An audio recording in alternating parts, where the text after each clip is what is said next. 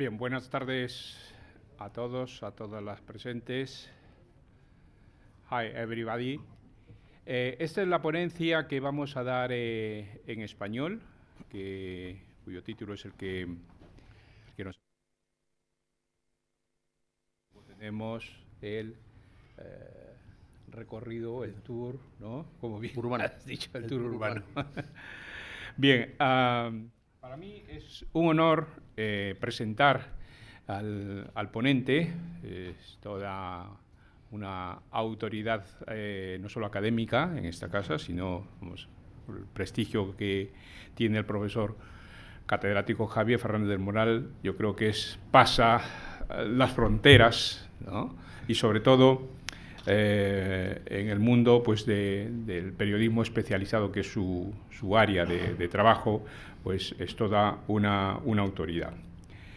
Javier Fernández del Moral, además, se da la casuística que se da muy poco en el mundo académico, es el compañero, es un gran amigo mío, con lo cual para mí es doble honor todavía presentar aquí a Javier. Y Javier, pues, ha sido desde luego incluso profesor mío, ha sido presidente de mi tesis doctoral, presidente de las plazas a las cuales opté aquí en esta universidad, y es una lástima que no puedas estar en la última, pero bueno, allí seguramente te tendré al lado. Bien, sin más preámbulo, pues paso a presentar a Javier, quien es catedrático de periodismo especializado en la Facultad de Ciencias de la Información de esta casa de estudios, donde estamos llevando a cabo este magnífico congreso. Fue decano desde el año 1990 a 1999, y que lo que comentaba respecto a en mi época de estudio, cuando estaba haciendo el doctorado en los años 90, pues él era mi decano, ¿no? Es doctor en Ciencias Químicas, licenciado en Ciencias de la Información y además con la especialidad de periodismo científico, un gran periodista científico.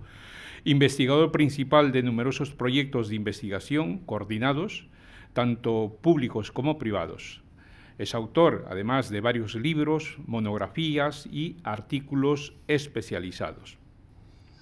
Fue jurado de prestigiosos premios como el Premio Príncipe de Asturias de Humanidades y Comunicación. Ha sido director de la revista de pensamiento Cuenta y Razón, presidente del Observatorio UNESCO Publicidad y Sociedad, presidente de la Fundación Diálogos, que, entre otras cosas, ha creado el programa Balboa para periodistas americanos. Es un ferviente impulsor como ya había comentado, del periodismo especializado, que además es la titularidad con la que obtuviste la cátedra, ¿verdad? Y en esta ocasión pues nos va a ilustrar con el título que se puede apreciar ya en pantalla, el proceso comunicativo como ingeniería de la comunicación. Esto de ingeniería me suena muchísimo, ¿no, querido Javier?, cuando abordábamos este concepto pues allá por los años 2014. Muy bien, pues sin más preámbulo, tienes la palabra, Javier.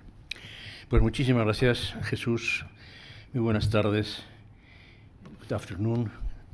Es para mí un motivo de enorme satisfacción poderme dirigir hoy a todos ustedes desde esta tribuna internacional en el UBI, que ha albergado buena parte de toda mi vida profesional y académica, la Facultad de Ciencias de la Información de la Universidad Complutense de Madrid, para celebrar justamente este 8º Congreso Internacional de Estudios sobre Medios de Comunicación, que desde el año 2015 viene organizando anualmente su red de investigación. Saludo con toda cordialidad a nuestros colegas de las prestigiosas universidades que nos acompañan, a todos los profesores e investigadores que nos también acompañan en este congreso, y les ruego que me permitan sentirme un poco anfitrión de todos ustedes, junto con nuestro actual decano Jorge Clemente, el profesor Jorge Clemente, que, como ha dicho Jesús Flores, me precedió precedí yo en el decanato de esta casa hace pues como unos 20 años aproximadamente. Eso les da a ustedes una idea de por qué años estoy circulando ahora mismo. Bien, voy a dividir mi intervención en 6 apartados. Eso es muy útil para el público porque así más o menos se va haciendo idea de lo que queda, ¿no? Es decir, vamos a empezar a poner de alguna manera peldaños a mi intervención, y cuando llegue a la quinta ya se darán ustedes cuenta de que estoy terminando, ¿no? No es bueno eso de y para finalizar, porque siempre se dice y para finalizar y nunca finaliza. Bueno, pues 6 apartados que van a ser los siguientes: aparición del fenómeno y consecuencias iniciales de lo que efectivamente nos lleva a esta conferencia, a esta ponencia, la inteligencia artificial como tecnología para una nueva ciencia. Aparición del fenómeno y consecuencias iniciales. El segundo será plantear el momento de nuevos y ambiciosos desarrollos y desideratum. De alguna manera pensamos que es el momento de plantear la meta con muchísima ambición. El tercero será los riesgos suicidas que tendremos que considerar si no los resolvemos a tiempo. El cuarto, la inteligencia artificial en la aplicación tecnológica futura de las ciencias de la información. Quinto, la aplicación de la inteligencia artificial en la eficiencia inmediata de la accesibilidad, para terminar con una conclusión y una propuesta en el sexto apartado. Bien, comenzamos entonces con la aparición del fenómeno y sus consecuencias iniciales. Todos los campos científicos, todas las parcelas del conocimiento se están haciendo en estos momentos la misma pregunta. ¿Qué pasará? ¿Cómo afectará la inteligencia artificial a nuestro corpus científico y a sus aplicaciones prácticas y profesionales? Todos son conjeturas, futuribles, predicciones, análisis prospectivos y hasta profecías catastrofistas o idílicas. Es muy curioso y aleccionador observar las reacciones que siempre se han producido al emerger un nuevo instrumento o una nueva tecnología revolucionaria. De nuevo, los apocalípticos e integrados de eco, los clásicos y tradicionales defensores del inmovilismo que previenen sobre los desastres que nos acarreará el cambio, y los entusiastas y fervorosos que aclaman ese cambio, que se entregan a él con todo denuedo y entierran a los viejos principios que nos contemplaban. A esta consideración, del todo constatada desde los albores de la historia y que se plasmó en nuestra civilización, en nuestra vieja sociedad industrial, con el conocido como síndrome del ferrocarril, se tendría que unir ahora un fenómeno de nuestra sociedad global, de la inmediatez y economicista, al que los analistas financieros están aplicando el clásico concepto denominado síndrome FOMO, Fear of Missing Out, miedo a quedarse fuera, o miedo a quedarse atrás, o a perder oportunidades. Miedo a que todos nos adelanten, que en ocasiones puede resultar mortal al someternos a un vertiginoso avance irracional. Primero hay que especular con esos avances, dibujar futuros esplendorosos o pronosticar desastres apocalípticos. Luego hay que invertir con entusiasmo y más tarde experimentar con los nuevos instrumentos a favor de nuestro desarrollo específico o de nuestra parcela del conocimiento. ¿Qué está pasando con la comunicación o la información al establecer relaciones y usos del nuevo instrumento? Para muchos, la inteligencia artificial aparece como la auténtica protagonista de todo lo que se va a ver, oír, leer o que se vaya a imaginar en el futuro, quedando nuestra flamante sociedad de la información, en el mejor de los casos, en manos del aprendiz de brujo, o en el peor, en manos del manipulador o los manipuladores con intereses ajenos al conjunto de la sociedad. En ese sentido, ¿qué nos corresponde hacer, decir o pensar sobre esta cuestión? Doy por supuesto que todos estamos de acuerdo en considerar como irremediable, como imposible de modificar, la aceptación del término inteligencia artificial. Aunque de todos modos podría ser muy oportuno hacer algunas consideraciones previas sobre esta forma de llamarla.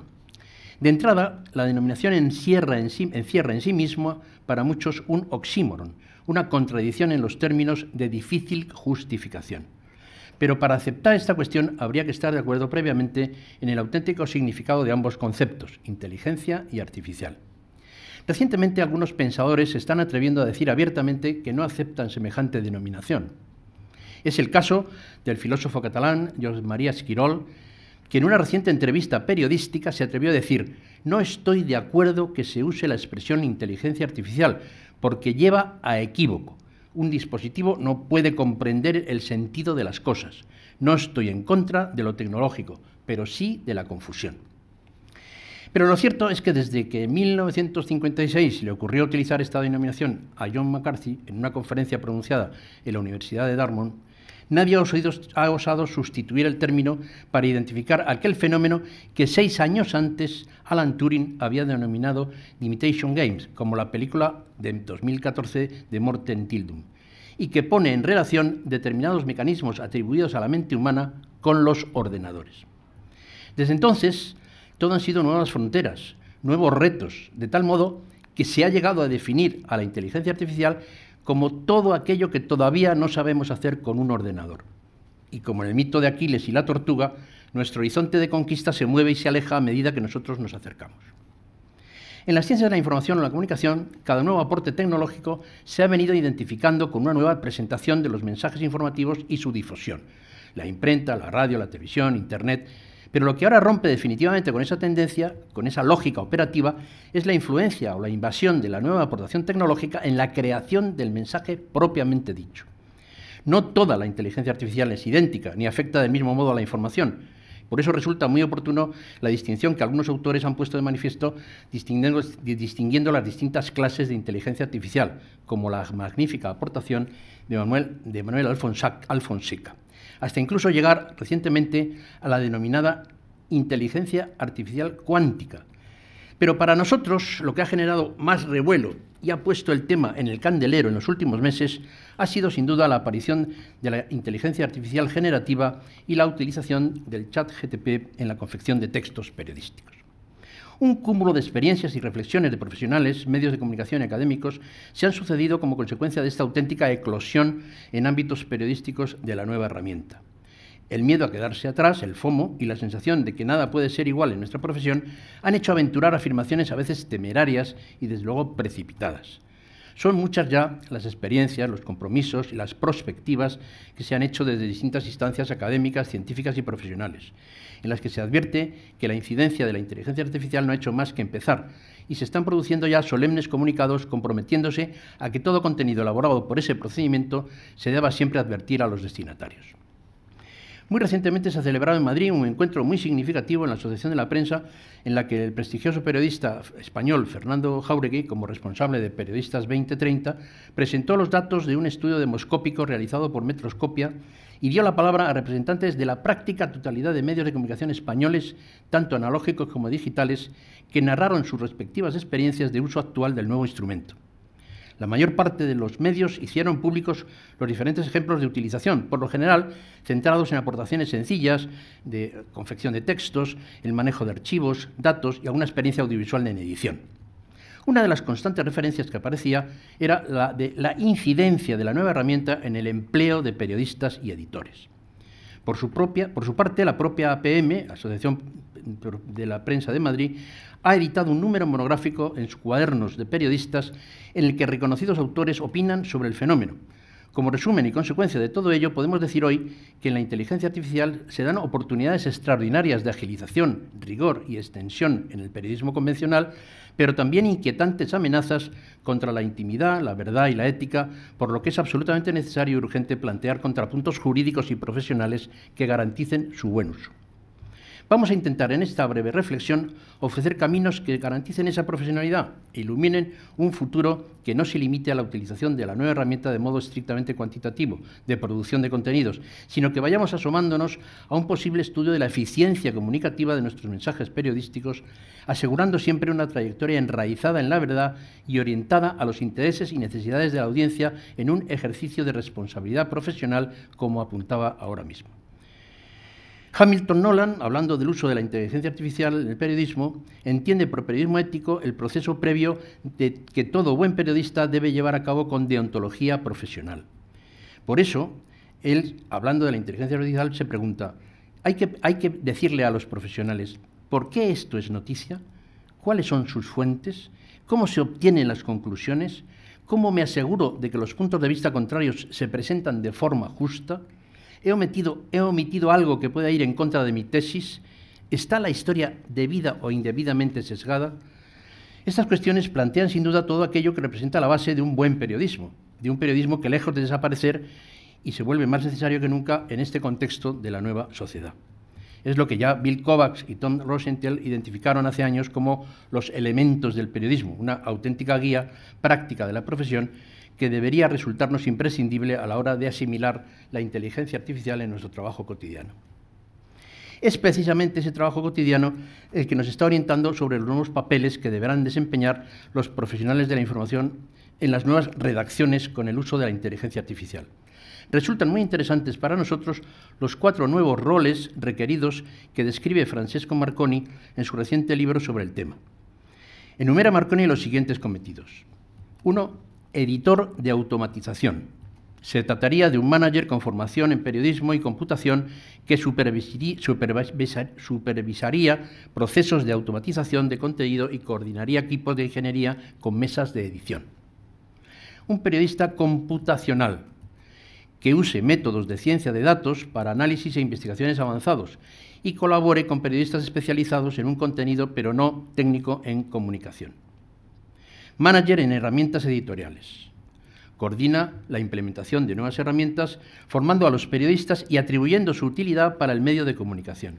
Y 4 y último, el editor de la inteligencia artificial ética, como responsable de la transparencia y la explicabilidad de los algoritmos, así como el uso de datos de entretenimiento relacionado con posibles errores. En cualquier caso, ninguna de estas funciones o nuevos cometidos interfieren o anulan la profesionalidad de los periodistas del futuro, que verán fortalecida y reconocida como insustituible su propia función, definida y avalada tradicionalmente. En ese sentido, es muy apropiado volver a identificar esa esencia de la labor profesional de los periodistas que, repasando el famoso libro de Kovac y Rosenthal, sería interesante hacernos ver. Primero, ¿para qué sirve el periodismo? Segundo, la verdad como primer principio. Tercero, ¿para quién trabaja el periodista? Cuarto, periodismo de verificación. Quinto, independencia. Sexto, vigilar al poder y dar voz al que no la tiene. Séptimo, el periodismo como foro público. Octavo, compromiso y relevancia. Noveno, las informaciones deben ser exhaustivas y proporcionadas. Y décimo, los periodistas tienen una responsabilidad con su propia conciencia. Todas estas enunciaciones resumen de un modo bastante concluyente la reciente afirmación de Nolan, a la que acabamos de referirnos, y de por qué la inteligencia artificial nunca podrá sustituir al verdadero periodismo. Segundo apartado. Es el momento de nuevos y ambiciosos planteamientos. Es necesario que seamos capaces de encontrar respuestas teóricas abstractas universales que nos ofrezcan, por una parte, síntesis oportunas, útiles y veraces de las experiencias empíricas reconocidas, pero que al mismo tiempo iluminen la nueva andadura de una profesión que ya se basaba en unos principios científicos reconocidos, haciendo del nuevo instrumento tecnológico una piedra que se constituya en dovela o piedra de cierre del arco de una información al servicio de una nueva sociedad. Es, por tanto, el momento de poner en marcha la mejor y más importante operación científica que se haya podido realizar en las ciencias de la información, la de reconocer su episteme y ofrecer como consecuencia de ello una aplicación innovadora, una auténtica nueva tecnología. Así pasaríamos de la sociedad de la información de Masuda a la sociedad del conocimiento auténtico y necesario para llegar a la sociedad de la sabiduría. Esa sociedad a la que aspiramos no es desde luego la expresión de una nueva tecné, no es una nueva tecnología ni una nueva economía, ni siquiera se trata de un nuevo modo de relacionarnos, de una sociología nueva.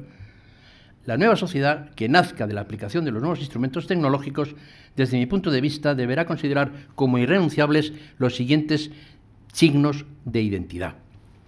1. Universalidad.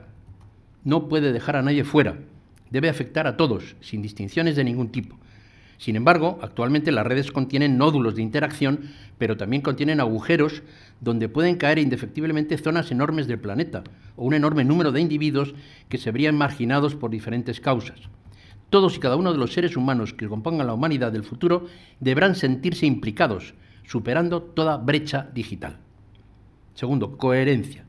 Es preciso buscar de nuevo los ingredientes de una auténtica síntesis cultural y saber cocinarlos. Todo tiene, al final, que ofrecer una visión global capaz de dar al hombre un sentido y rescatar su dignidad. Tercero, ambición. Debe plantear permanentemente los desiderata a los que debe aspirar la humanidad del futuro. No rebajar el nivel, ni quedarse en metas cortas. La ambición debe ser lo contrario de la mezquindad, de los intereses particulares, e identificarse con la magnanimidad. Y cuarto, solidaridad, actuando con criterios de equilibrio a favor siempre de los más necesitados, teniendo en cuenta, cuando sean precisas, las discriminaciones positivas. Es evidente que la aparición de la inteligencia artificial puede orientar el modo de actuación en dos direcciones, tratando de mantener las características de la vieja sociedad como instrumento en favor de los principios e intereses que tenemos en estos momentos, o como herramienta innovadora precisa para esa nueva sociedad que queremos alumbrar. Por eso, insistimos permanentemente en la necesidad de profesionalizar y especializar cada vez más a los periodistas que vayan a ejercer en un entorno digital. La tecnología está de algún modo poniendo de manifiesto de manera más determinante las viejas aporías o contradicciones que venimos arrastrando ya durante mucho tiempo, pero que ahora, ante la irrupción amenazadora de la nueva herramienta, sería suicida no resolverlas. Por eso paso al tercer apartado, que son riesgos suicidas a considerar si no lo resolvemos a tiempo. Merece la pena, por tanto, enumerar de forma resumida aquellas contradicciones, exigencias, reclamos o condiciones que el periodismo había detectado ya en sus expresiones más tradicionales y que la aparición de los medios digitales y las aplicaciones de la inteligencia artificial no solo no están resolviendo, sino que están evidenciando, potenciando y actualizando. Podríamos mencionar alguna más, pero desde mi punto de vista son 8 las que en estos momentos representan una mayor amenaza al ecosistema informativo que se mostraría especialmente vulnerable ante la invasión de la nueva herramienta tecnológica. Primero, superar la confusión frecuente sobre diferentes libertades informativas. Resulta sumamente sorprendente que a estas alturas de evolución de la información y la comunicación se siga hablando de libertades informativas con tanta confusión. En primer lugar, se sigue usando el anacrónico término de libertad de prensa para referirse a realidades tan diferentes como la libertad de imprenta o libertad de opinión en un medio audiovisual o uno digital. En realidad, habría que plantearse el uso de la expresión libertad de información exclusivamente para referirse al ejercicio libre de las profesiones informativas, dejando claramente delimitadas las otras expresiones de libertad de expresión como derecho universal de todo ser humano a expresarse por cualquier medio, y libertad de empresa informativa para identificar la libertad de cualquiera a poner en marcha un nuevo medio de comunicación, una nueva empresa dedicada a la información pública. Es más urgente cada día saber distinguir entre la libertad de expresión de cada ciudadano en Internet de la libertad de información de cada profesional que debe velar por el derecho de todos a la información veraz, entendiendo en esa veracidad los principios de profesionalidad que encierra. La confusión tiene su lógica y proviene de la unidad de libertades con las que operaban en el siglo XIX, periodistas que hoy no tiene sentido que se confundan y que injustamente se le atribuyen a las garantías para favorecer el ejercicio responsable y libre de la profesión. Nadie entendería que el derecho de todos a la salud se fuera a sentir amenazado por la regulación del ejercicio profesional de la medicina. Muy al contrario, el modo más rápido de perder ese derecho a la salud y con él la propia salud sería precisamente la falta de regulación en materia sanitaria de un país. De ahí que la utilización de instrumentos de la potencialidad y las consecuencias de la inteligencia artificial necesariamente tengan que ser regulados por normativas específicas que pongan en valor la profesionalidad de los periodistas, la favorezcan y la defiendan. Segunda amenaza. Es fundamental dar un nuevo enfoque al tradicional tratamiento teleológico finalista de la libertad. Considerar, por lo tanto, la libertad como un principio irrenunciable, no como un fin en sí mismo. Y es que la libertad es un principio absolutamente necesario, irrenunciable, básico, imprescindible para iniciar cualquier proceso informativo, la única base en la que se puede apoyar al edificio. Pero eso no puede significar en absoluto que se considere una meta en sí misma. La libertad no puede considerarse el final del trayecto. La finalidad de los sistemas informativos no puede consistir en lograr la libertad de expresión, en conseguir que todo el mundo pueda decir lo que quiera libremente. Ese es el principio de todo, el cimiento del edificio, pero nunca el resultado. La sociedad de la comunicación sería imposible de lograr por ese procedimiento y, desde luego, mucho más imposible la sociedad del conocimiento. Podemos engañarnos con el señuelo de que la sociedad de la información ya está aquí, pero en ningún caso podemos pensar que la libertad de información garantiza en sí misma la consecución de metas de alguna naturaleza. El derecho universal a recibir información veraz y la inevitable y necesaria función pedagógica de los medios no se resuelve con el guirigay impuesto en las redes sociales, ni con el poder del micrófono alternativo a unos y a otros para que cada uno diga interesadamente lo que quiera, y esa situación ya se ha diagnosticado por los físicos con un término que me parece muy apropiado para nosotros, la muerte térmica o entrópica de la información. Trazar un itinerario de la información emitida, explicar un para qué de la misma, debe proceder y preceder siempre a la utilización de la inteligencia artificial. Tercera aporía o tercera amenaza. Hay que resolver la pérdida creciente de credibilidad institucional y el abandono de los espacios públicos. La clásica e inquietante profecía del francés Dominique Walton sobre la pérdida del sentido en los clásicos espacios públicos se ha ido cumpliendo inexorablemente y multiplicando a medida que las tecnologías se sucedían y separaban al votante de sus representantes. Primero fue la televisión, convirtiendo los tradicionales mítines políticos o incluso los sacrosantos parlamentos democráticos en meros escenarios preparados para las retransmisiones en directo a las horas convenidas o en decorados de tragicomedias al gusto para obtener los cortes o editar más tarde por los acólitos del poder. Pero a medida que Internet se ha ido adueñando del discurso político, la pérdida de esa credibilidad ha quedado no solo conseguida, sino certificada y asentada definitivamente.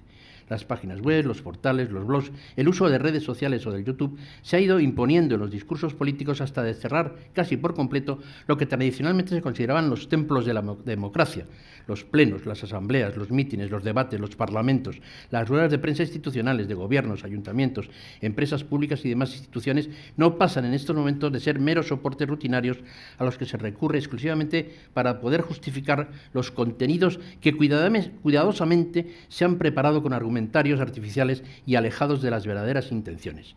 Piensen ahora lo que puede acontecer si dejamos libre paso al uso y abuso de instrumentos como la inteligencia artificial en este terreno. Cuarto, evitar una actualidad impuesta. Está apareciendo una actualidad periodística creada que constituye cada vez más un ruido informativo. Esta realmente es una de las patologías más lamentables con las que estamos contaminando el panorama de los medios de comunicación y de la vieja y romántica actividad periodística de levantar acta de la actualidad, de ser notario de lo que ocurre, estamos limitando muchas veces a los profesionales de la información a ser meros transmisores de los eventos diseñados, creados y actualizados con el único propósito de generar una actualidad que interese dar a conocer a la fuente informativa. Estaríamos cada vez más siguiendo, según la teoría de McCombs, asumiendo las agendas impuestas o siguiendo la agenda que marca a alguien que exclusivamente con la intención de que se siga. Así, si resulta interesante o digno de ser considerado noticia lo que diga un determinado personaje, se le hace comparecer y actuar.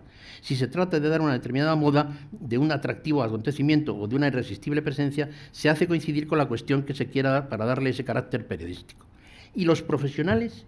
¿Es posible mantener los viejos esquemas del periodismo con esta sociedad, basándose solamente en la transmisión de los acontecimientos cuyo foco no somos directamente responsables?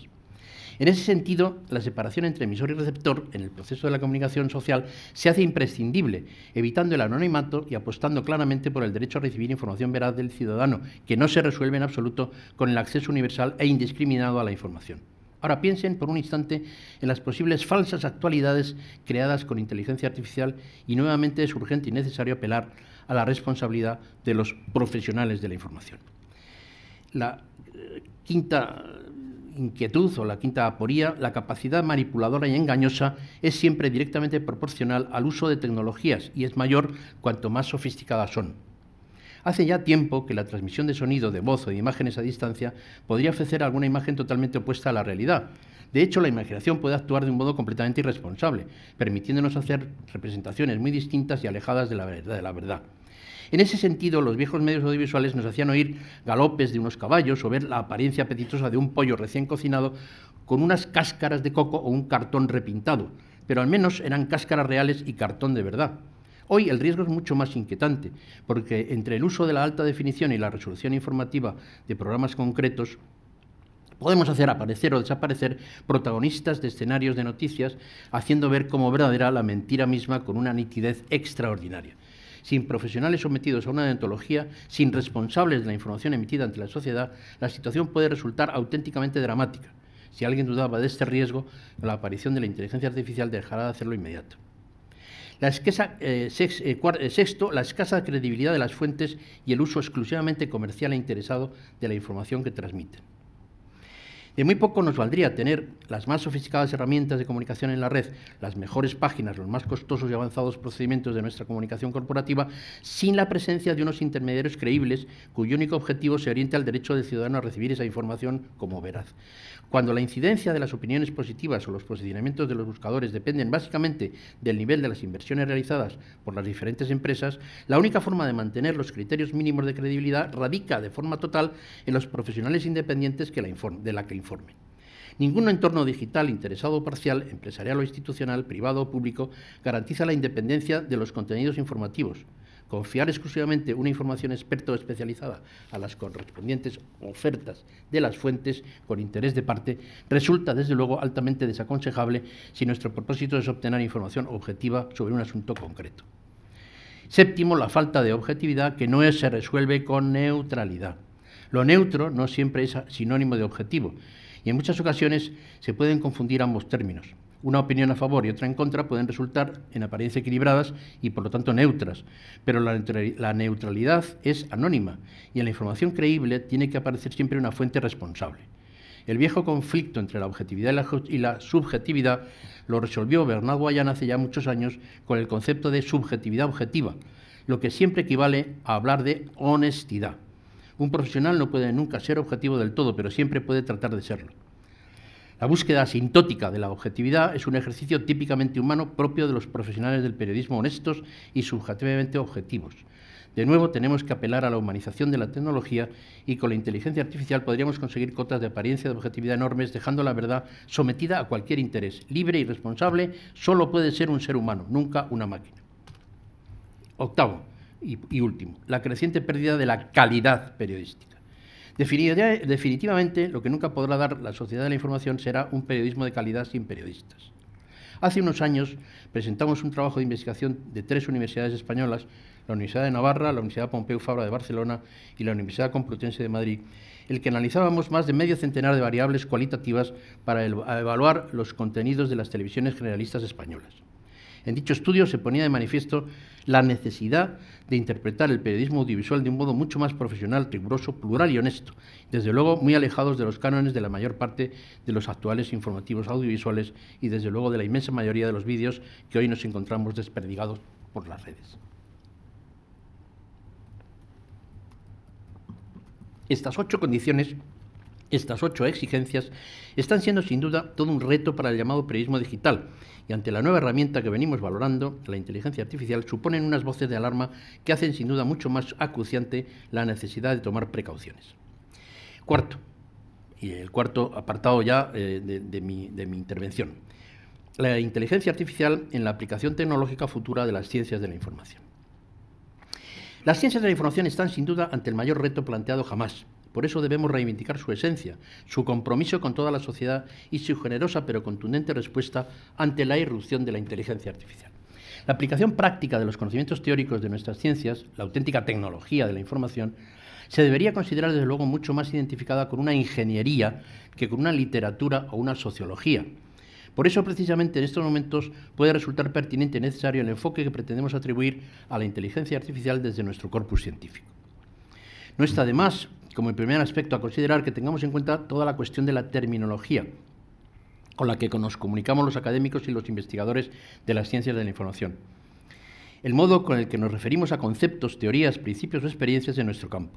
Qué duda cabe que la madurez científica de unos determinados saberes se pone de manifiesto precisamente cuando se destierra cualquier duda en el significado de sus expresiones, cuando toda polisemia queda anulada y no se permite la aparición de la más mínima discreción motivada por una duda interpretativa.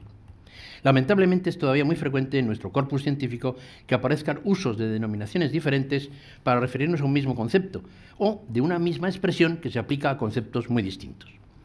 En alguna ocasión, en reuniones académicas o científicas, he pedido que hiciéramos patentes esas diferencias y he propuesto expresiones inequívocas para que toda la comunidad investigadora aceptara a partir de ese momento esa denominación como definitiva. Pero tengo que reconocer con toda humildad que casi nunca las propuestas han prosperado. La primera vez que apelé a un cambio de denominación tuvo que ver precisamente con la ola de tecnologías informativas y informáticas que, unidas a la red de redes, apareció en forma rotunda a partir del último tercio del siglo pasado, y a la que llamamos de forma genérica, en aquel momento, nuevas tecnologías de la información. En realidad, la ciencia de la que procedían esas tecnologías era la física. Eran aplicaciones de los conocimientos científicos aportados por la física para la información, no de la información. Se trataba, por tanto, de aclarar la procedencia de los conocimientos que lograban esa tecnología, dejando abierto el campo de aplicación de otros conocimientos científicos cuya procedencia fuera precisamente la de las nuevas ciencias de la información y la comunicación. Esta reflexión y esta propuesta quedó plasmada en un artículo de la revista científica Telos, editada por Fundesco a principios de los años 90 del siglo XX, con el título «Nuevas tecnologías o nuevas ciencias». El artículo fue reconocido y citado, pero en ningún caso logró el efecto deseado, el de cambiar una denominación que no reconocía un nuevo campo epistémico del mismo modo, de tal modo que las ciencias de la información no podrían llegar a tener ya sus propias tecnologías porque se habrían confundido para siempre su procedencia científica con su campo de aplicación. Teoría y práctica, especulación, reflexión y experimentalidad son caminos que hay que seguir en paralelo si queremos conseguir logros significativos en nuestro avance científico. ¿Son o no son nuestras ciencias experimentales? Resulta evidente que la definición de ciencia social experimental es completamente adecuada, necesaria y pertinente, y es precisamente la que nos permitirá reconocer como viable la aplicación de un instrumento como la inteligencia artificial. En nuestro entorno académico universitario se establecen hasta 7 grados de experimentalidad, y hasta los primeros años 90 del pasado siglo no se reconoció un primer escalón de experimentalidad para nuestro campus científico. Pero ahí seguimos, sin haber dado un solo paso más en ese reconocimiento. Estamos tratando ahora de comprender lo más profundamente que se pueda la repercusión de todo tipo que pueda suponer la aparición de la inteligencia artificial para las ciencias de la información. Y eso es lo que desde esta tribuna y en este contexto científico de nuestro Congreso pretendo insinuar. Indaguemos en nuestras bases conceptuales para poder orientar un futuro iluminado por la nueva herramienta tecnológica.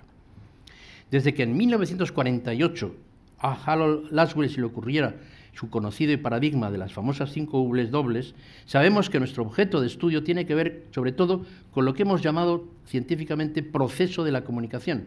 Y ahí, afortunadamente, ya no han cabido ninguna duda terminológica. Todos nos hemos puesto de acuerdo desde entonces en saber y denominar lo que es un proceso de comunicación. Ese suelo conceptual es fundamental y básico para construir un edificio científico. Los físicos lo construyen sobre el concepto átomo, los químicos sobre moléculas, los biólogos sobre células, los médicos sobre el cuerpo humano. El mayor y más detallado conocimiento de la respectiva unidad científica nos permitirá avanzar más y mejor en cada uno de los siguientes pasos. Para nosotros queda, por tanto, instaurado como componente unitario de nuestra ciencia el proceso. Todo proceso se plantea inicialmente con 3 elementos, un emisor, un medio y un receptor, igual que en la termodinámica o en la hidrodinámica, lo cual ha permitido infinidad de paralelismos metodológicos y desarrollos matemáticos de gran repercusión teórica en nuestros itinerarios científicos. McLuhan, a mediados de los años 60, con un afán por darle protagonismo al medio, pone el acento precisamente en la existencia de un mensaje que se correspondería con la segunda W de Laswell.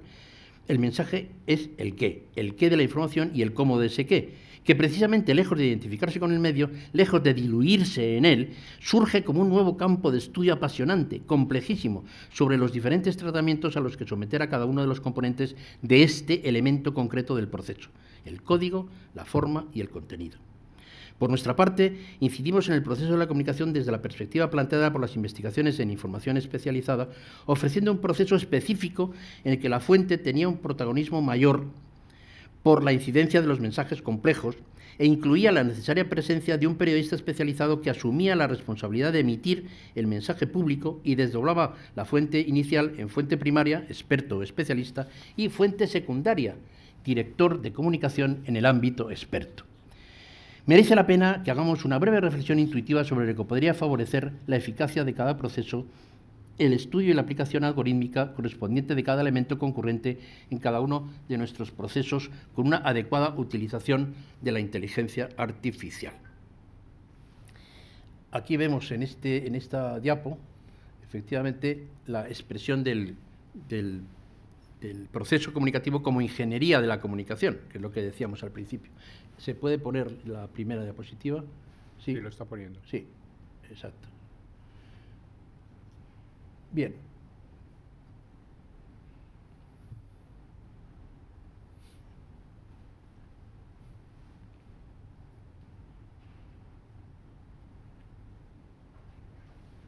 Sí.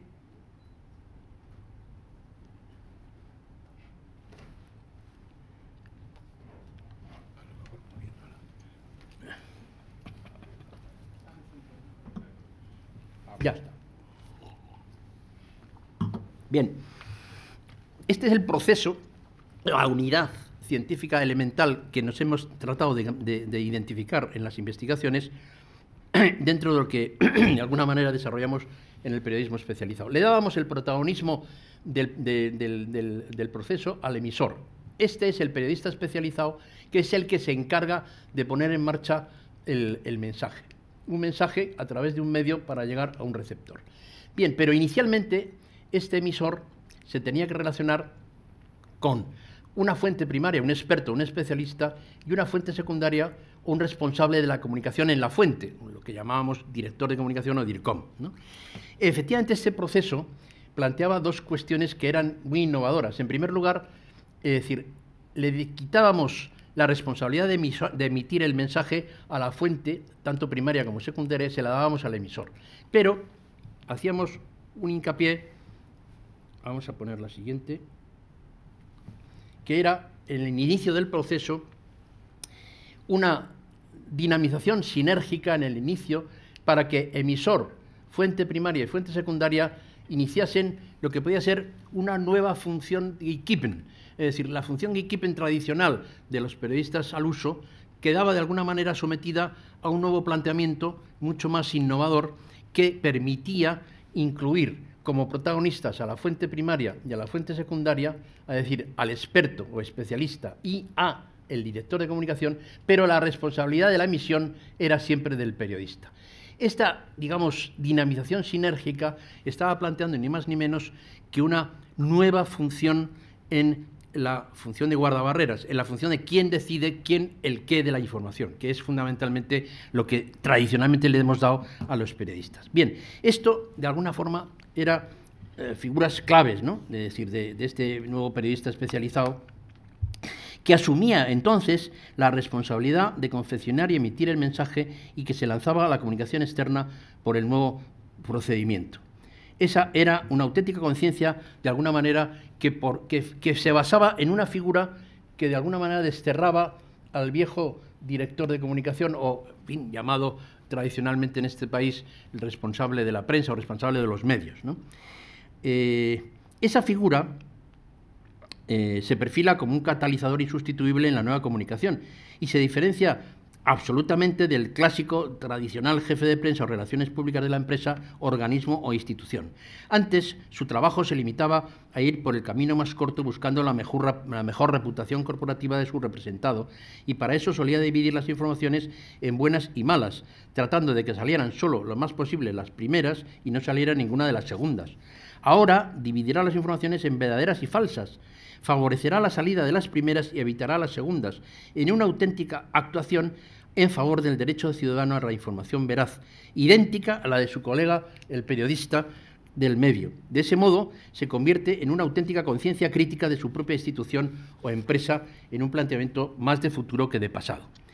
Y estoy especialmente satisfecho precisamente de la presencia de dos grandes directores de comunicación, el director general de DIRCOM, la Asociación de Directores de Comunicación, y un sucesor mío en la presidencia de DIRCOM, José Manuel Velasco, que además es antiguo alumno de esta casa y alumno de doctorado en este momento de nuestra universidad. Muchísimas gracias por vuestra presencia y estáis de alguna manera avalando con vuestro trabajo este planteamiento que inicialmente pusimos en marcha hace ya unos cuantos años. Por su parte, el mensaje, como ya hemos apuntado, resulta un núcleo duro de todo proceso. Es el elemento fundamental. Vamos a pasar la anterior. Este mensaje, que es el elemento central, tiene, a su vez, una complejidad extraordinaria. Planteamos tres componentes: la forma, el código y el contenido, en los niveles sintácticos, semánticos y pragmáticos, y fundamentalmente se orientan a dos modos de eficacia: la accesibilidad desde la forma y del código, y el contenido para conseguir pertinencia. El equilibrio entre accesibilidad y pertinencia es uno de los planteamientos más complejos que de alguna manera se están planteando siempre en las ciencias de la información. ¿Por qué planteo esto?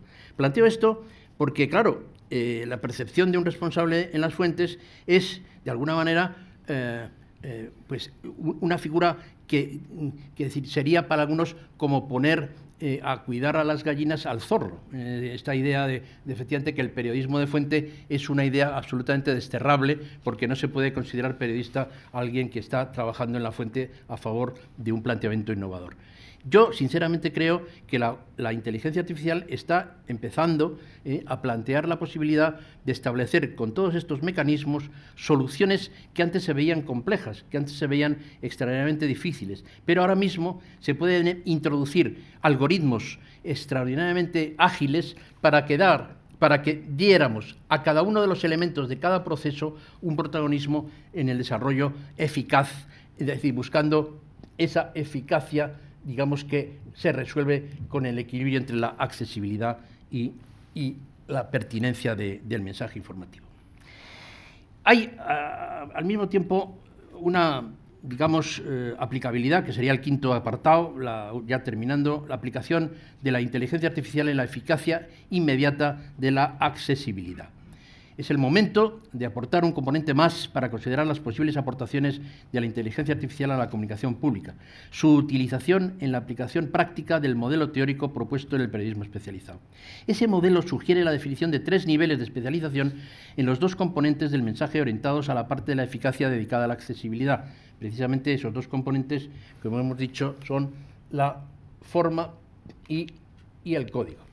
La forma y el código. Para ello, se tuvo en cuenta la diferenciación formal de los 3 elementos del lenguaje, lo lingüístico, lo paralingüístico y lo icónico, o los asimilados en medios audiovisuales o digitales, estableciendo un reparto proporcionado que consiga la mayor penetrabilidad en las diferencias distintas de audiencias proporcionadas, de audiencias especializadas o no especializadas.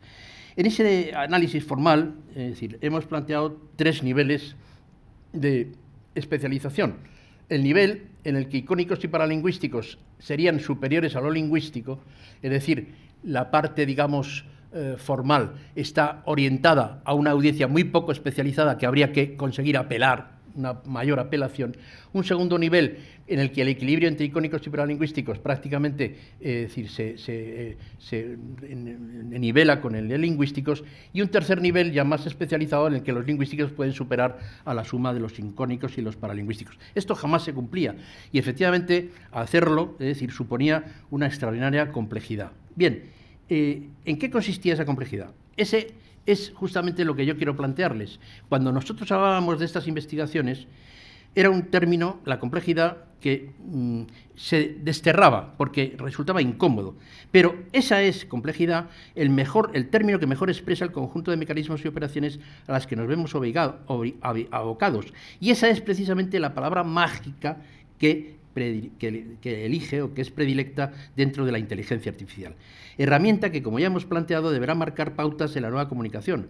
Probablemente estemos valorando de forma raquítica la operatividad de esta nueva herramienta, la que estamos considerando exclusivamente casi como un medio más o como un mero instrumento generativo de textos, o incluso como una orientadora de contenidos aleatorios con intencionalidades insignificantes, sin reparar que podemos estar ante la auténtica tecnología de nuestras ciencias de la comunicación.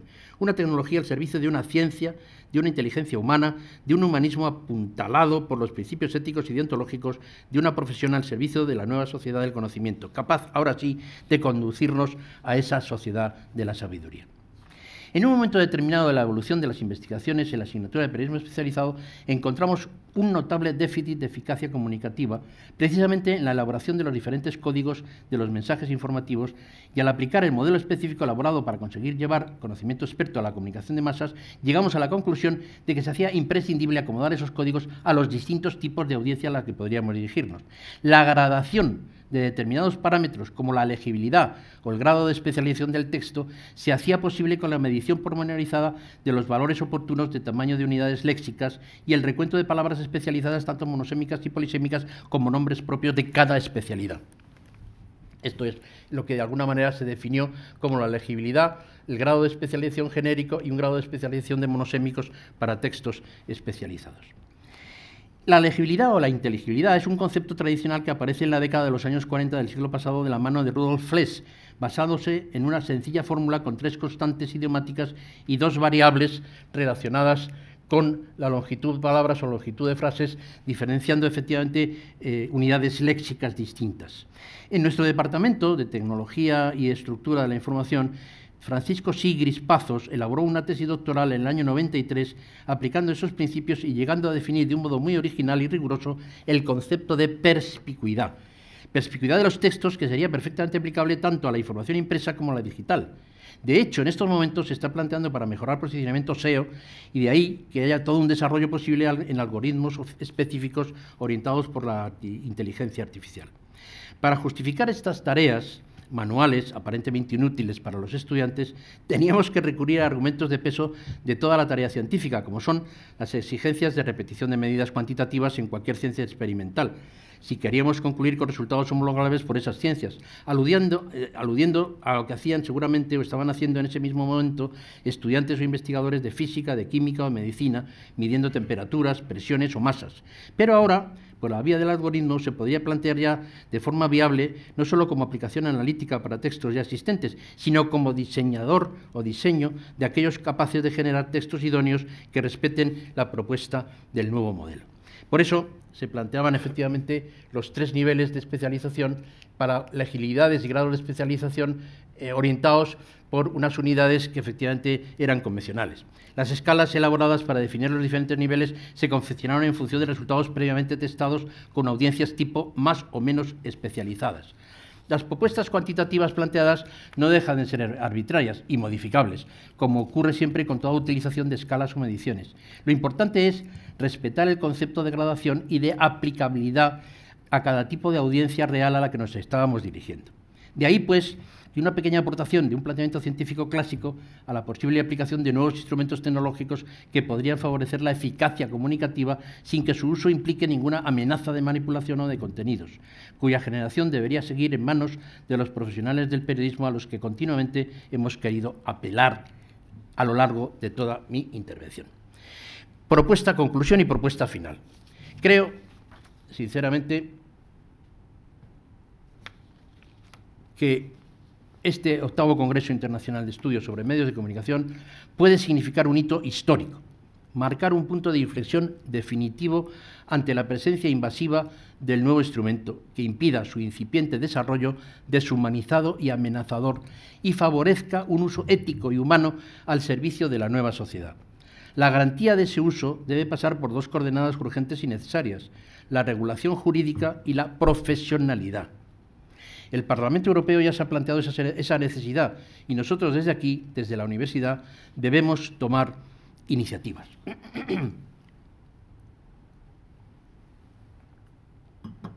De ahí el acierto del tema destacado por los organizadores que plantearon este encuentro. ¿En quién confiar? Ética y comunicación responsable de la inteligencia artificial en los cibermedios. Es el momento. No deberíamos clausurar este congreso sin plantear una rotunda y definitiva propuesta para que la información periodística y la comunicación se erijan como un baluarte en favor de la libertad, de la democracia y la convivencia, ahuyentando cualquier amenaza en su contra introducida por tecnologías invasivas. Ningún ámbito mejor que el académico internacional que ocupamos en estos momentos, con varias universidades presentes, cuya neutralidad, rigor e independencia le acreditan como auténtico y solvente catalizador de una reacción en cadena de profesionales, medios, administraciones y usuarios a los que desde aquí y ahora mismo invito a secundar con su firma la aceptación y el compromiso a favor del manifiesto que hemos propuesto orientado a tal fin. Muchísimas gracias por su generosa atención. He dicho.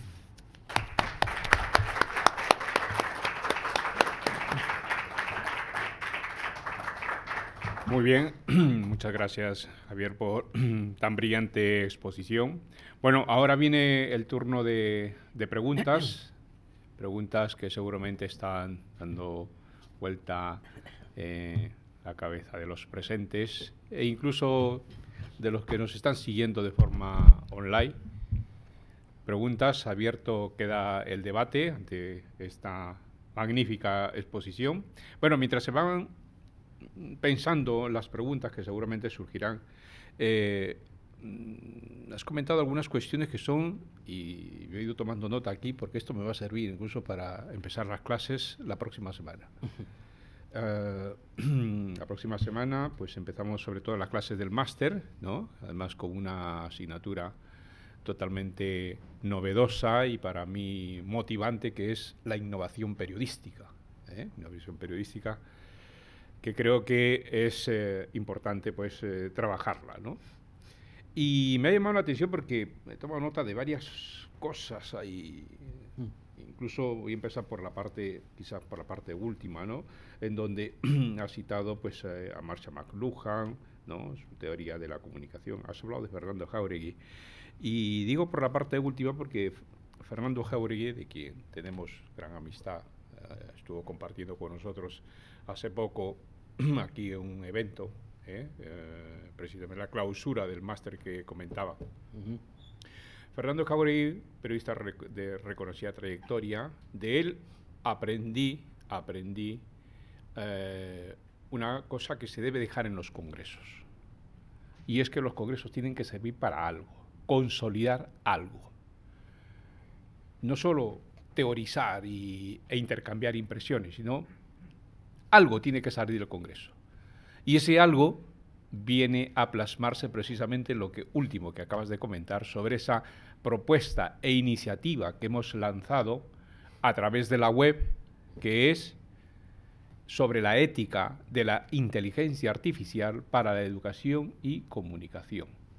Porque desde la ponencia de esta mañana a las distintas ponencias que hemos estado asistiendo y muchos de vosotros debatiendo en cada una de las sesiones y ahora culminando con esta plenaria, no dejamos de ver, en cierta forma, cierta incertidumbre y preocupación por ¿y ahora qué? ¿Y luego qué? ¿Qué pasa ahora, no?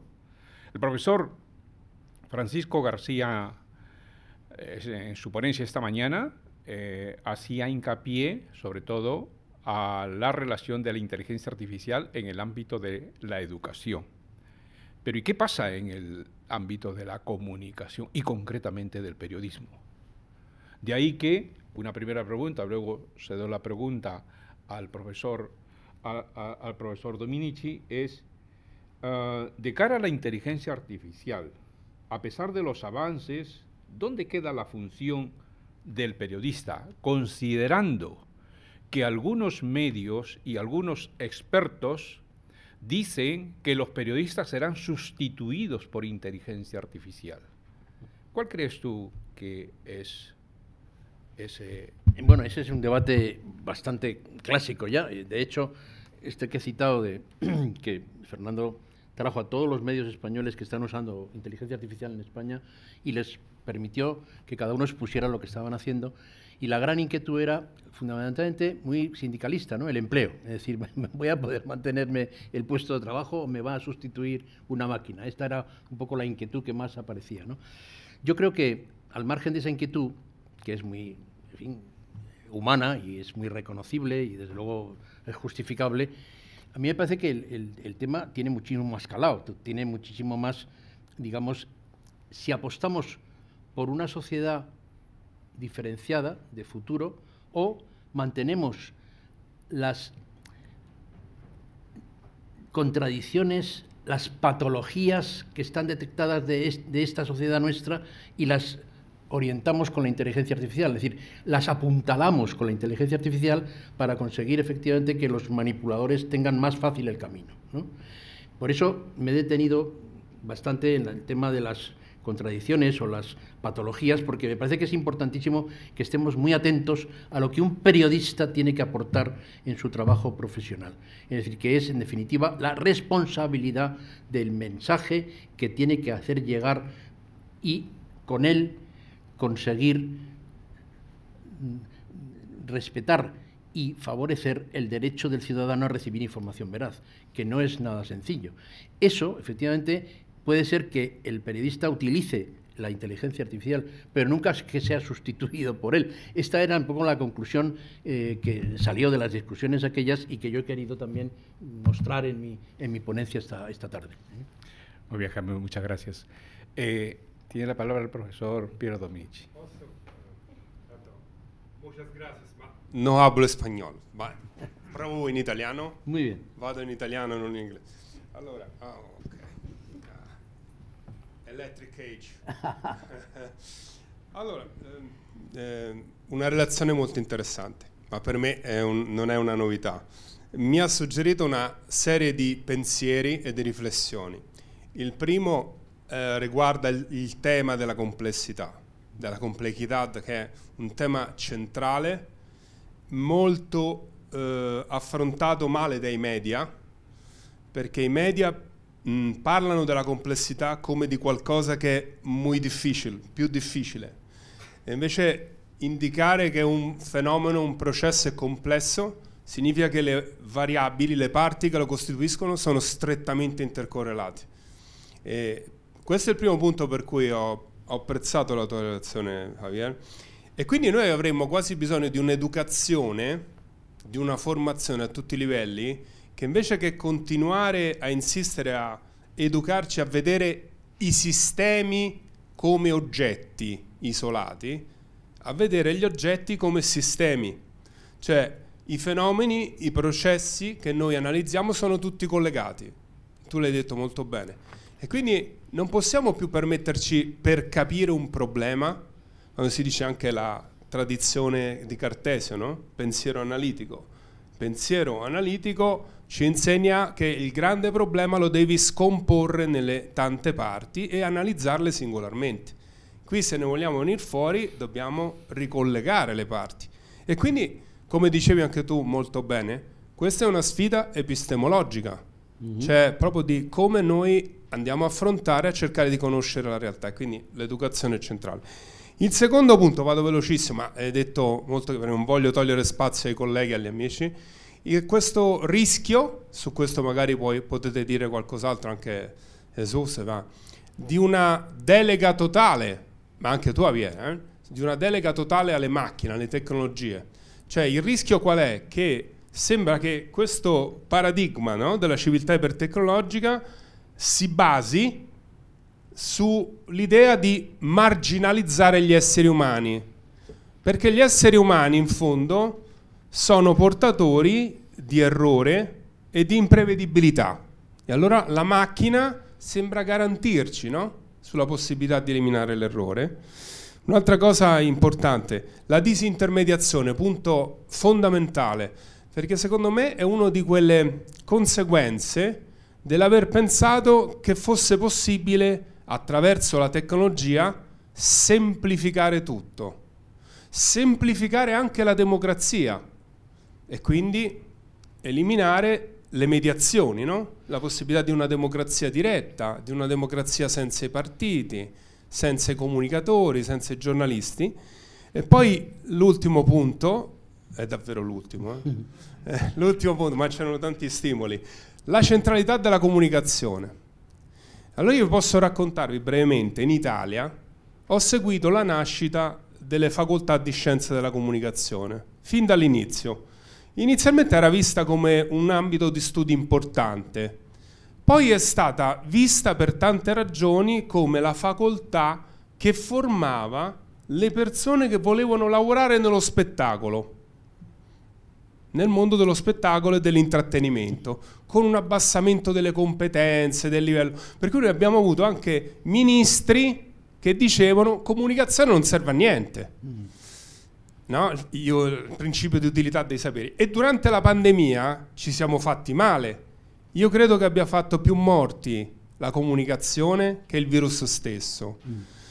Perché questo per dire anche che la complessità con cui noi oggi ci confrontiamo, e spero che si comprenda anche se non lo dico in italiano, ma secondo me siamo molto vicini, la comunicazione è parte strutturale di questa complessità, non è un elemento, come dire, sovrastrutturale, cioè c'è l'organizzazione e c'è la comunicazione. No, il modo in cui tu organizzi la cosa pubblica o il giornale o un'azienda di comunicazione è già comunicazione, è il modo in cui rappresenti la tua immagine, la tua reputazione. Grazie davvero per la relazione. Sí, sin duda ninguna. Vamos, yo agradezco muchísimo esta intervención porque siempre cuando estás constreñido por un guión, no te puedes explayar, ¿no? Y yo creo que lo que ha planteado Dominique efectivamente es perfectamente definir el quid de la cuestión en la que estamos en este momento. Por eso he querido poner el acento entre un cambio de paradigma de una vieja sociedad a la nueva sociedad. Una nueva sociedad en la que tenemos que estar pensando ya y cómo llegar desde muy distintas disciplinas, multidisciplinarmente, ¿no? Que es una palabra que a nosotros nos gusta mucho utilizar desde la comunicación.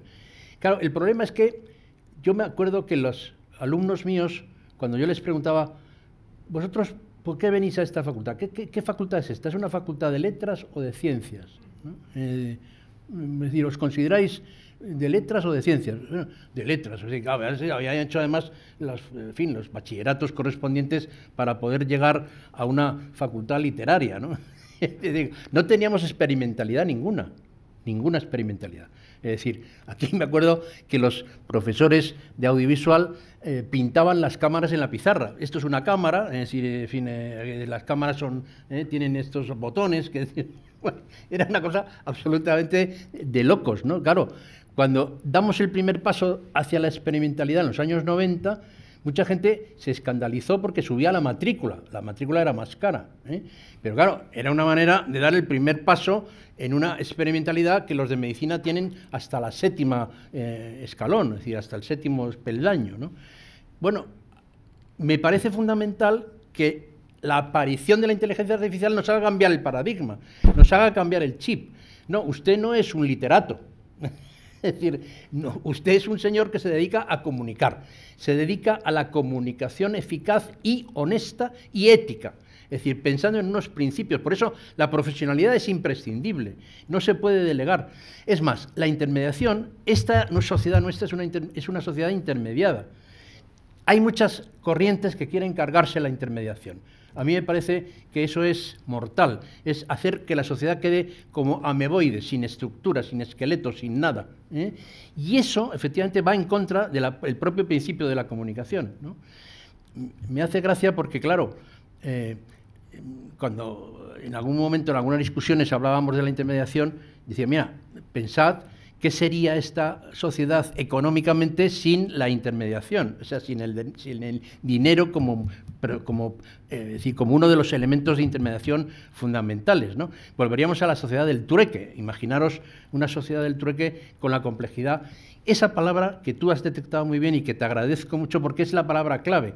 La complejidad define todo acto comunicativo, todo, ¿eh? Es decir, y cuando en algún momento yo tenía que explicar lo que era la comunicación periodística en un ámbito de expertos, que siempre eran muy críticos con el periodismo, expertos de todo tipo, economistas, químicos, médicos, científicos.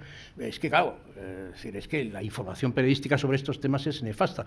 Yo les ponía algunas de estas, digamos, aportaciones de nuestra propia investigación de periodismo especializado y empezaban a ver que era un asunto más complicado de lo que ellos creían. Es decir, no, decía, a ver, este mismo congreso, estamos celebrando este congreso, imaginaros que tiene, en fin, algún medio de comunicación audiovisual que dar una noticia sobre lo que está pasando aquí. Han hablado ya muchísimas personas. Es más, hay una literatura inicial con una larga lista de tradiciones para llegar a este 8º congreso, ¿no? Y, efectivamente, no es posible que en 1 minuto y medio, yo en una información de un audiovisual pueda decir algo coherente respecto a lo que realmente estamos haciendo aquí. Es complejísimo. Y, efectivamente, si tenemos un instrumento que nos despeja determinadas complejidades, la aparición del individuo, del ser humano, del profesional, del que va a humanizar esa información, es mucho más atractiva, pertinente y, desde luego, se reconocerá mucho más, ¿no? El problema es que mucha gente cree que esto es una literatura, ¿no? Es decir, que, en fin, cuente usted, venga aquí, cuenta lo que quiera, ¿no? Y efectivamente, hombre, 1 minuto es una extraordinaria cantidad de tiempo para un informativo audiovisual, ¿no? Pero claro, decir en 1 minuto algo que tenga coherencia, que sea útil, que sea riguroso y que al mismo tiempo le dé al destinatario una ventana hacia ese mundo de la información es apasionante, complejo y apasionante. Muy bien, gracias. Tiene la palabra. Sí, y mientras, solo una breve anotación, comentar que el profesor Piero Dominici de la Universidad de Perugia es uno de los investigadores expertos en temas de la sociedad hipercompleja. Ajá. De ahí que su pregunta está un poco enlazada con lo que ha comentado. Nada más. Muchas gracias. Muy bien, pues enhorabuena, Javier, por la inspiradora conferencia, como siempre. Buenas tardes a todos. Me llamo José Fernández Álava. Bueno, parte de mi pregunta tiene mucho que ver con lo que por lo que ha preguntado nuestro colega italiano, ¿no? Mi pregunta tiene que ver con la mentira, con la defensa de la verdad y con embarcar, de qué manera, y esa es la pregunta, las bondades que sin duda ofrece la inteligencia artificial para hacer la realidad más nítida, los datos más claros y por lo tanto tomar más y mejores decisiones, y que eso al final acabe prestigiando nuestras instituciones, porque sin instituciones prestigiadas y reputadas lo que hay es desafección ciudadana y una amenaza muy cierta de falta de democracia y de estar dominados por la mentira, ¿no? Aprovecho para agradecerte todo el trabajo que llevas haciendo con nosotros en DIRCOM en favor de todos esos documentos que hemos hecho con la Asociación de la Prensa para el código deontológico entre DIRCOMs y periodistas, todos los trabajos que seguimos haciendo respecto a la lucha contra la desinformación, y bueno, en un momento en el que la verdad pues es un bien escaso, por citar otra disciplina como es la economía, ¿no? Y de ver cómo la hacemos más presente, porque a todos nos va mucho en ello. Muchísimas gracias.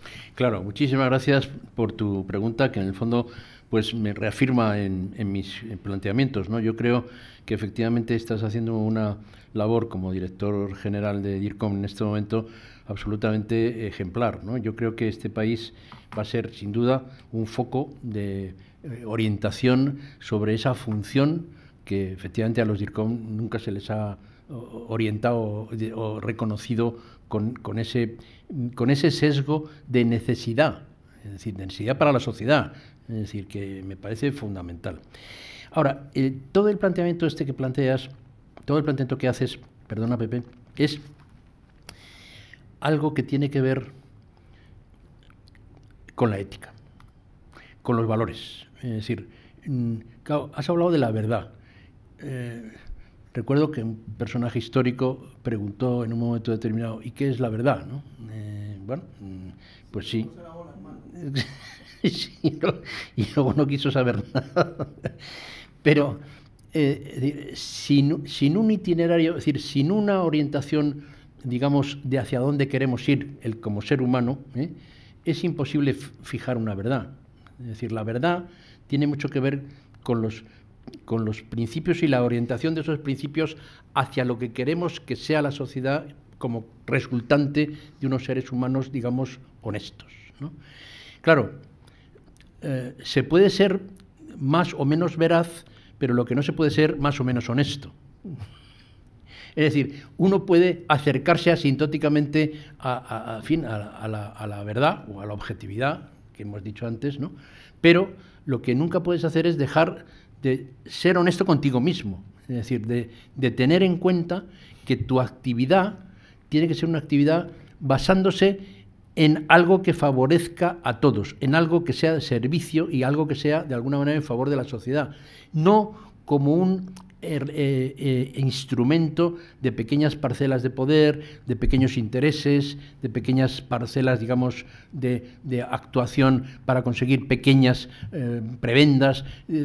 Hay que romper definitivamente con lo mezquino e ir a lo magnánimo, a la sociedad, a todos y cada uno de los que integran esa sociedad. Por eso he querido perfilar esa sociedad con esos 4 atributos que me parece que es cambiar de una situación de mezquindad a una situación de magnanimidad, ¿no?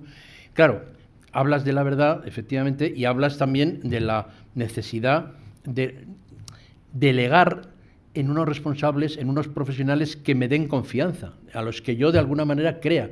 El problema de la credibilidad es el gran problema de la comunicación en este momento. Es decir, la credibilidad está en base a una profesionalidad y que esa profesionalidad no solo se respete, sino que se favorezca a través de una legislación adecuada. hay un miedo atroz a legislar sobre la comunicación. En este país, en fin, es una frase muy conocida por todos los periodistas, la mejor ley de prensa es la que no existe, ¿no? Es decir, eso es lo que siempre se ha venido diciendo. Pero eso es un tic de una sociedad sometida a una dictadura. Es decir, en una dictadura la mejor ley de prensa es la que no existe, por supuesto. Pero no podemos seguir pensando, efectivamente, que no se pueda legislar de una manera que favorezca esa profesionalidad, ¿no? Y de hecho, en nuestra Constitución, no sé si en Italia tenéis algo parecido a esto, hay un artículo 20 en el que se habla de la necesidad de legislar a favor de los profesionales, es decir, de su secreto profesional, respetar el secreto profesional, la cláusula de conciencia. En definitiva, abre una posibilidad de legislar sobre la profesionalidad. Cada vez que se ha abierto ese melón, aquí ha habido absoluta desbandada y ha sido un desastre, ¿no? Pero eso yo creo que nos tenemos que plantear. El Parlamento Europeo sobre la inteligencia artificial ya ha dicho que hay que hacer algo. Hay que hacer algo en materia legislativa. No se puede dejar a que vaya creciendo para que los manipuladores de turno sigan cada vez utilizándola con más descaro, con más desparpajo, ¿no? Yo creo que es el momento en el que la profesionalidad se vea respaldada precisamente por esa cuestión de ética que tú planteas. Muy bien. ¿Tiene la pregunta? Sí.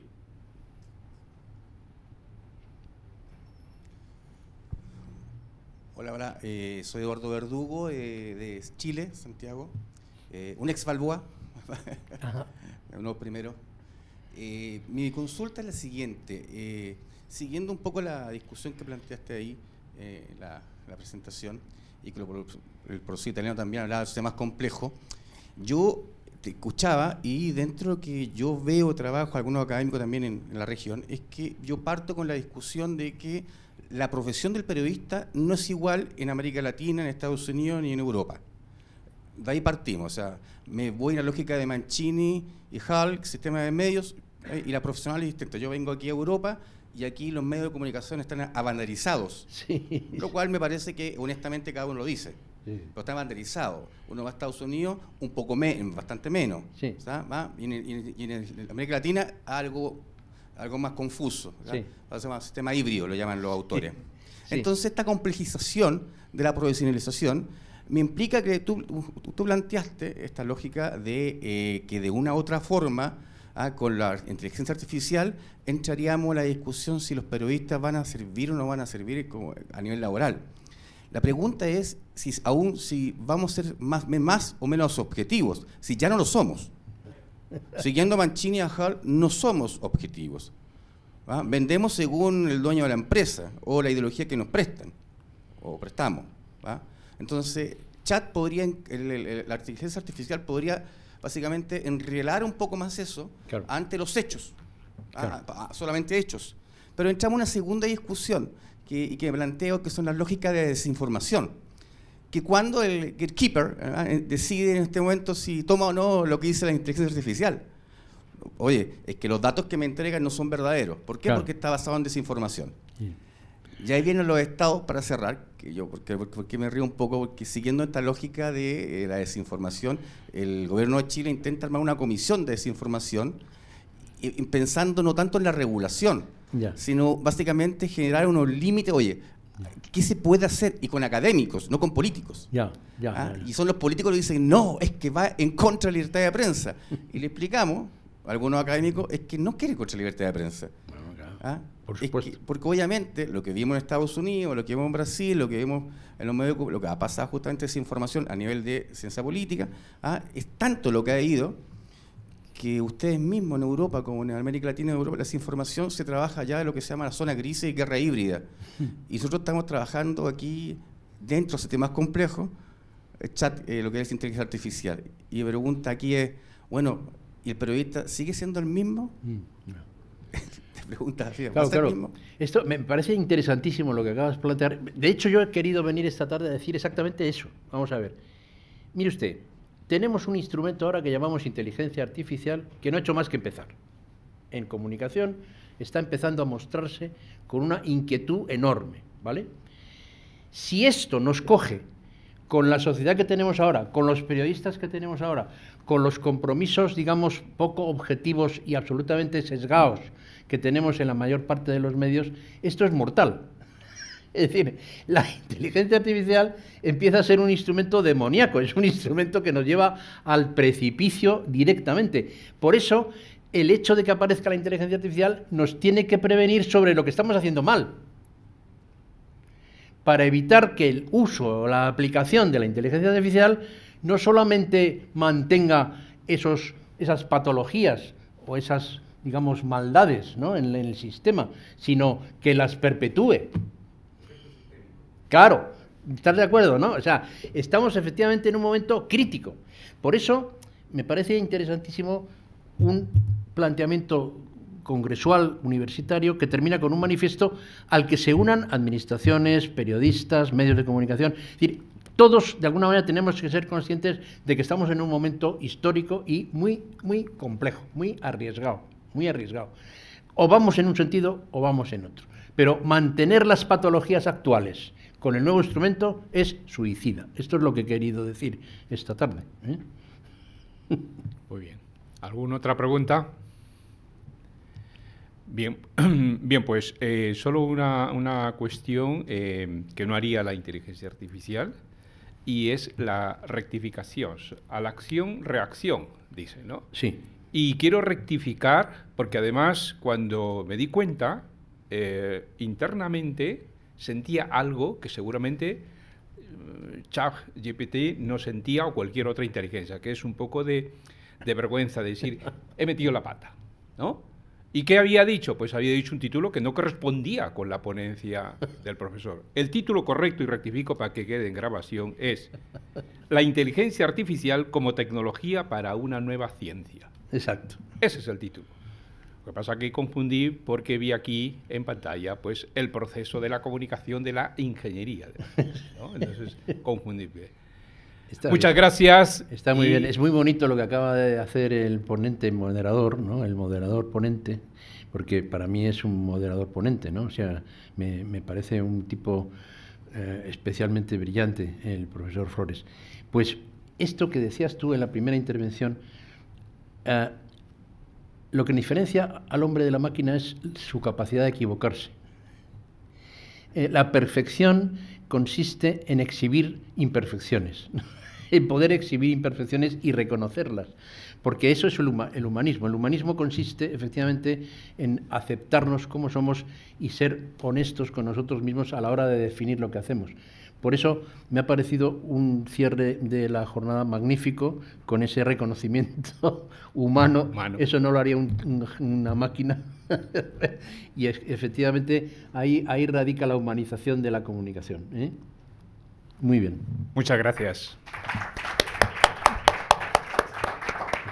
Bien, pues tenemos, me parece, el tour, que estamos justo en hora, respetando los tiempos, para aquellos que se han apuntado. El tour urbano, ¿no? El tour urbano. Vale. Muy bien.